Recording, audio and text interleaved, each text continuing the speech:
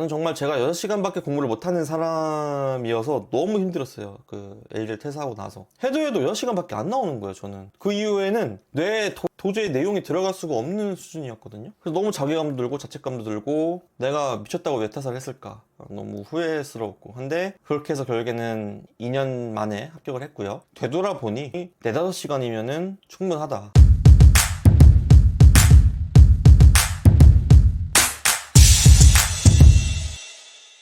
저는 사실 이 영상이 떡상할지는 전혀 생각을 못 했거든요. 많은 분들이 6시간을 공부했다는 사실에 대해서 굉장히 큰 관심과 궁금증들이 있었던 것 같은데, 많은 분들께서 해주신 질문을 토대로 어떻게 6시간을 공부하면서 2년 만에 변리사 시험에 붙었는지 말씀드리겠습니다. 흔히 말해 이제 떡상이라고 하죠. 네, 알고리즘의 선택을 받았는데 이 영상이 많은 분들이 이 6시간에 대해서 이렇게 또 위로를 받으시기도 하고 또 굉장히 자극이 됐다고 하시는 분들이 많으셔가지고 또 제 스스로도 굉장히 신기한 경험이었는데, 조금 더 구체적으로 말씀을 좀 드려볼게요. 일단 순공부 시간이 6시간이었던 건 맞습니다. 그리고 솔직히 말씀드리면 6시간을 못 채운 날이 훨씬 많았습니다. 그러니까 변리사 시험을 준비하면서 첫 번째 2차 시험을 떨어지고 그 다음 2차 시험을 준비하는 과정에서 시간이 어느 정도 좀 남았잖아요. 그렇기 때문에 하루에 6시간을 공부하는 것을 목표로 했지 6시간을 채우지 못한 날도 많았습니다. 그리고 공부가 잘 되는 날도 있잖아요. 근데 그런 날들에도 저는 하루에 6시간 30분을 넘기지 않도록 노력했습니다. 왜냐면은 제 스스로가 6시간 30분을 넘기는 순간 그 넘긴 시간들이 저한테 결국에는 부메랑처럼 슬럼프로 다가올 것이라는 걸 알기 때문에 저는 절대로 6시간 30분을 넘기지 않았습니다. 항상 일정하게 6시간을 공부할 수 있도록 노력을 했고요. 앉아있는 시간, 저는 집에나 아니면 스터디 카페에서 공부를 했는데, 내가 공부를 시작해야겠다라고 온 스위치를 켜고 그 다음에 오늘 공부는 끝났다 하고는 오프 스위치를 누를 때 그 시간은 딱 12시간 정도였던 것 같아요. 이 12시간은 식사 시간 포함입니다. 그래서 대략 앉아있는 시간은 12시간 정도였고요. 저는 30분 공부하고 20분 정도는 쉬었습니다. 그리고 20분 쉬었을 때 뭘 하면서 쉬었느냐라는 질문도 많이 받았는데, 일단 뇌과학적으로 쉴 때 가장 좋은 것은 멍 때리기와 잠자기입니다. 근데 저는 낮잠을 잘 잤어요. 낮잠은 진짜 잘 잤거든요. 제가 낮잠은 길면은 진짜 2시간 정도 잤거든요, 하루에. 근데 저는 멍을 못 때려요. 멍을 지금도 못 때리고 그 당시에도 못 때리고, 제가 원래 좀 성향상 멍을 잘 못 때려가지고 그냥 핸드폰 게임 했어요. 핸드폰 게임 한 15분 정도 타임 맞춰놓고 핸드폰 게임 했던 거죠. 그리고 저 역시도 마찬가지로 공부를 시작한 다음에 공부 끝나고 한 타임 공부하고 30분 공부하고 그 다음 쉴 때 1, 20분 쉬었다고 말씀드렸잖아요. 1, 20분 쉬고 나서 다시 공부를 시작할 때 저도 똑같아요. 역시나 공부하기가 너무 힘들었어요. 그러니까 다시 공부를 시작하는 그 어떤 도입부라고 해야 될까요? 그게 굉장히 좀 힘들었거든요. 근데 다 똑같아요. 그걸 이겨내야 되는 것이 맞고요. 그리고 저는 잠을 정말 많이 잤어요. 저는 일단은 알람을 맞춰놓지 않았습니다. 알람 맞추지 않았고 낮잠도 길면 2시간 잤다고 말씀드렸죠. 그래서 저는 잠이 정말 중요하다고 생각하는 사람이거든요. 그렇기 때문에 내가 알람 안 맞추고 일찍 눈이 떠졌다, 그럼 내가 푹 잔 거고요. 그리고 알람 안 맞췄는데 내가 늦게 일어났다, 그러면 내가 그 전날에 피곤했던 거예요. 그렇기 때문에 저는 굳이 뭐 알람을 맞추지 않고 취침을 했고요. 이 사람의 바이오 리듬이라는 게 굉장히 왔다 갔다 하잖아요. 그렇기 때문에 저는 어느 정도 틀을 만들어 놓고 규칙적인 생활을 하려고 했지만은 그렇게까지 잠에 대해서 기상시간이나 취침시간에 대해서 연연하지 않았던 것 같습니다. 유튜브를 뭐 한두 시간 보고 자는 거는 안 좋겠죠. 그러니까 저도 그거는 한 2, 30분? 그러니까 자기 전에 유튜브 안 하면 좋죠. 안 하면 좋은 건 확실한데, 이게 또 사람의 보상심리가 있잖아요. 하루 내가 열심히 공부했으니까 유튜브 좀 봐줘야지. 이게 좀 인간미 넘치는 모습 아니겠습니까? 그렇기 때문에 저는 한 2, 30분 정도는 유튜브 보고 그 다음 자려고 했던 것 같아요. 그리고 저는 육아 병행으로 공부하는 건 맞습니다. 변리사 1차 시험 응시 4개월 전에 첫째 아이가 태어났죠. 그래서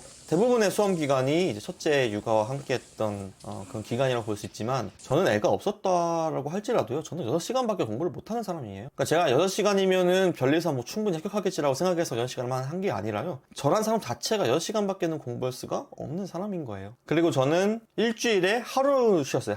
하루는 통으로 쉬었습니다. 근데 제가 이제 그때 애가 태어났기 때문에 뭐 하루를 통째로 쉬는 주도 있었지만은 뭐 일정에 따라서, 뭐 가족 일정에 따라서 뭐 토요일 저녁에도 일정이 있고 일요일 저녁에도 일정이 있다 이러면은 이제 3타임 정도 쉴 수 있도록, 그러니까 오전, 오후, 저녁 이렇게, 그러니까 대략 하루를 쉴 수 있도록, 그러니까 하루를 오전, 오후, 밤으로 나눈다면은 그냥 3타임 정도를 쉴 수 있도록 그렇게 꾸준하게 공부를 했었습니다. 일주일에 하루 정도는 꼭 쉬어줬고요.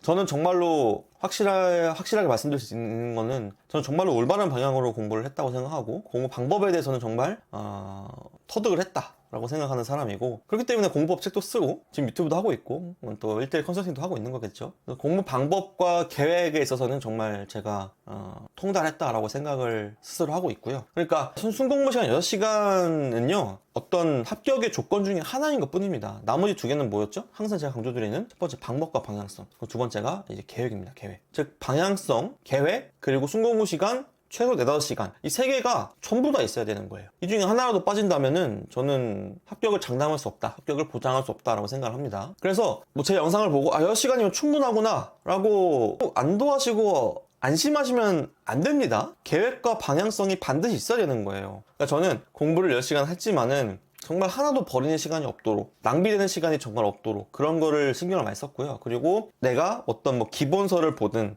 뭐 문제집을 풀든 아니면 내가 어떤 인강 하나 선택하더라도요, 정말 이 인강을 보는 것이 맞는지, 내가 지금 이 공부를 하는 것이 맞는지, 내가 지금 하고 있는 공부가 내 성적을 올릴 수 있는 그런 가능성과 직결되는지를 끊임없이 고민하고 당위성을 찾으려고 항상 고민했습니다. 매 순간의 선택이 정말 최선의, 정말 베스트한 선택이 될 수 있도록 노력을 많이 했던 것이죠. 이걸 가능하게 만들어주는 것이 이제 방향성과 계획인 거죠. 순공부 시간 4-5시간은 사실 대부분 정말 수험생들이 갖추고 계신 거거든요. 근데 이제 문제는 방향성과 계획이겠죠. 제가 공부법 책을 처음에 출판한 이유도 여기에 있었던 것이었거든요. 제가 수능을 4번이나 보면서 방황했던 어떤 경험들, 그리고 저는 대학교 때 정말 열심히 살았거든요. 그래서 대학교 때 어느 정도 제 공부법이 완성이 됐고, 그리고 그 완성된 공부법을 현실로 옮길 수 있었던 게 이제 LG 퇴사하고 나서 별사 시험을 이제 공부했던 건데, 지금도 공부법 책을 쓰고 그리고 콘텐츠를 만들고 그리고 컨설팅까지도 하는 이유가 바로 이 방향성과 계획을 완벽하게 설명드리기 위해서입니다. 그러니까 대부분 분들이 방향성과 계획을 못하고 있기 때문에, 그리고 안 하고 있기 때문에 성적이 오르지 않는 것입니다. 수험생들이 방향성과 계획이 부족하다는 것을요, 컨설팅 할 때마다 정말 많이 느낍니다. 컨설팅을 할 생각이 전혀 없었던 제가 지금까지도 컨설팅을 하는 이유도 바로 역설적이게도 이 방향성과 계획 때문입니다. 자, 방향성에 대해서 조금 더 말씀을 드려보면은, 내가 지금 하고 있는 수많은 행위들이 모이고 모여서 결국엔 올바른 방향성을 만들어 주는 거거든요. 우리는 최단 기간으로 합격을 해야 되는 거잖아요. 그렇기 때문에 일단 올바른 길이 어떤 방향인지 알아야 될 것이고, 그리고 내가 지금 올바른 방향으로 가고 있는지를 끊임없이 점검을 해야 되는데, 잘못된 습관 하나가 정말 방향성을 잃게 만들거든요. 실제로 여러분들 고민하고 계시는 게 아무리 공부를 해도 성적이 오르지 않는다는 거잖아요. 그렇죠? 무의미한 공부는 실제로 존재하거든요. 그리고 나도 모르게 낭비되는 행위가 정말 많을 수 있습니다. 나도 모르게 낭비되는 행위 하나가 어떻게 보면은 아무리 공부를 해도 진도가 잘 나가지 않고, 그래서 결국에는 성적이 오르지 않는 주범이 될 수 있다는 겁니다. 몇 가지 예시를 들어보면은, 많은 분들이 잘못 공부하고 계시는 이품만 돌리는 공부, 그냥 주구장창 기본서만 보는 거예요. 기본서 10회독 하든 20회독 하든 점수 안 오릅니다. 합격하는데 받는 점수까지는 좀 한계가 있습니다. 결국에는 아웃풋을 해야 되는 거고, 아웃풋은 시험 유형에 맞게, 객관식이면 객관식에 맞게, 주관식이면 주관식에 맞게, 서술형이면 서술형에 맞게 이렇게 공부를 하셔야 되는 거고요. 또 많은 분들이 내가 아는 것과 모르는 걸 정확하게 구별하지 않고 그냥 처음부터 끝까지, 제가 항상 예시를 들어드리는 게, 강사가 기본 강의 때 뭐 어떤 단원이 되게 중요하대요. 그래서 이 단원은 뭐 S급입니다, A급입니다 이렇게 말을 해주면은 이제 책에 표시가 돼 있을 거잖아요. 근데 회독을 돌 때마다 S급과 A급이라고 표시된 부분만 아주 그냥 밑줄만 세게 쳐져 있는 거예요. 밑줄이 많이 쳐져 있는 거예요. 그리고는 회독할 때도 S급, A급 나오면 눈이 반짝반짝해지고. 근데 제가 말씀드리죠, 내가 알고 있는 단어는 더 이상 나한테 S급과 A급이 아닙니다. 내가 모르는 부분을 찾아서 모르는 부분을 공부해야, 모르는 부분을 내 것으로 만들어야 점수가 오르는 거예요. 그럼 S급과 A급을 내가 알고 있다는 건 무슨 얘기예요? 이미 지금 내 현재 점수에, 내 실력에 반영이 되어 있다는 거예요. S급, A급 아무리 읽어봤자 내 점수를 올리는데 도움이 되지 않는다는 거예요. 항상 강조드리죠. 내가 지금 하고 있는 모든 공부가 내 점수를 상승시키는데 직결되어야 됩니다. 아는 것을 계속 공부하는 거는요, 내 점수를 올리는데 하등 도움이 되지 않습니다. 그리고 저번 영상에서도 한번 말씀드린 적이 있는데, 이 문제를 풀고 해답을 보는 그 시간이 있죠. 근데 이게 왔다 갔다 하는 시간이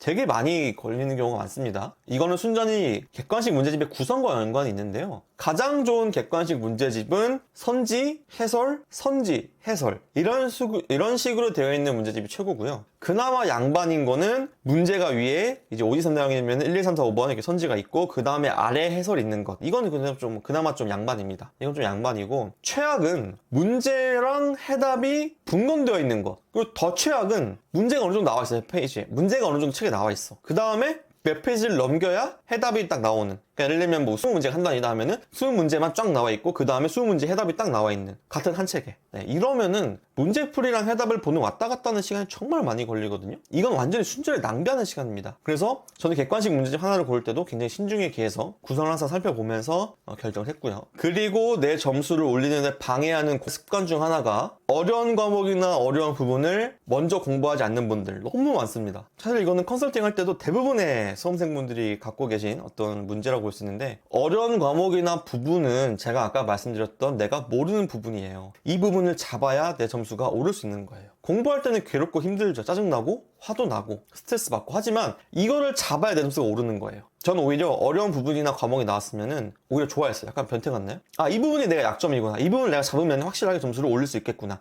올릴 수 있는 여지가 아주 다분히 많구나 라는 생각을 했던 거예요. 그러니까 모르거나 취약한 부분을 대부분 분들이 정말 공부를 계속 미루십니다. 끝까지 미루시면 안 돼요. 선제적으로 내 것을 만들어야 됩니다. 그게 바로 점수가 오르는 공부라는 거예요. 그리고 또 많은 분들이 잘못하고 계신 게 눈으로만 암기하려고 하시는 거. 눈으로만 하는 암기는 사실상 시간 낭비라고 보시면 됩니다. 제가 눈으로만 암기하려고 해서 학창시절에 공부를 하긴 했지만 이렇게 최상위권으로 가지 못했던 큰 이유 중에 하나였거든요. 눈으로만 보면서 암기하는 거는요, 시간 낭비에 불과하기 때문에 절대로 눈으로 보면서 암기하려고 하지 마시고요. 그리고 기출문제를 최우선 해야 된다는 거 계속 강조드리지만은, 기출문제를요 최소 5에서 7회독 정도는 해야 합격권으로 들어갈 수 있는 거예요. 기출문제를 세워봤어요 이러면은 당연히 합격권은 조금 거리가 있을 거예요. 근데 실력이 안 오르는 것 같죠? 당연해요. 기출 3회독으로 합격할 수 있는 시험 많지 않습니다. 거의 없다고 보시면 돼요. 최소한 5회독에서 7회독 이상은 해줘야 합격권에 들어가는 거예요. 일단 뭐 방법이나 방향성에 대해서는 뭐 제가 앞으로도 계속 영상으로 말씀드릴 거고요. 계획은 제가 별도로 영상을 또 찍어서 올리겠지만은, 뭐 계획을 못 세우는 분도 너무 많지만은, 또 반대로 나는 계획을 세우는 게 시간 낭비인 것 같아요, 계획을 굳이 세울 필요가 있을까 싶어요 라는 분들 은근히 많거든요. 근데 계획은 너무너무 중요합니다. 계획은요, 내가 지금 올바른 방향으로 공부를 하고 있는지를 점검할 수 있는 강력한 수단입니다. 지금 내 시점은 어디인지, 그리고 내가 지금까지 얼마나 공부를 해왔는지, 시험까지 얼마나 나왔는지, 그래서 지금 이 시점에서는 어떻게 공부를 해야 내 점수를 끌어올릴 수 있는지, 이런 것들을 끊임없이 고민하게 해줄 수 있는 수단이 바로 계획인 거예요.